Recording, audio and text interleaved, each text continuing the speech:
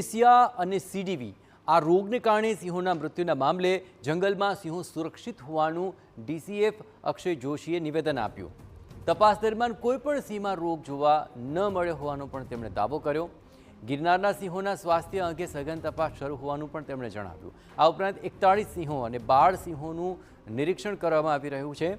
ગિરનાર જંગલમાં સિંહોમાં રોગની અંદર કોઈ લક્ષણો છે કે નહીં તે પણ ખાસ જોવા મળી રહ્યા છે, કારણ કે ગિરનાર જંગલમાં કુલ 54 સિંહો વસવાટ કરે છે. બીમાર સિંહોના રિપોર્ટ આવ્યા બાદ રોગ અંગે સ્પષ્ટ માહિતી મળશે તેવો તેમણે દાવો કર્યો. મહત્વપૂર્ણ છે કે સિંહોના મૃત્યુથી સમગ્ર પંથકમાં ખળભળાટ છે. અહીં બેબેસિયા કે સીડીવી આ બંનેમાંથી કયા રોગને લીધે સિંહોના મૃત્યુ થયા છે તેનું કારણ હજુ પણ અકબંધ છે. તંત્ર પણ સિંહોની સુરક્ષા માટે દોડતું થઈ ગયું છે.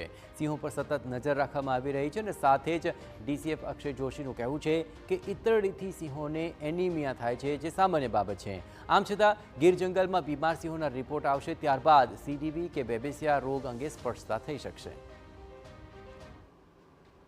સાવચેતીના ભાગરૂપે કુલ 41 સિંહ અને સિંહ બાલને ડીટિકિંગ તથા ડીવોર્મિંગની પ્રક્રિયા છેલ્લા 1 અઠવાડિયામાં હાથ ધરવામાં આવી ગઈ છે.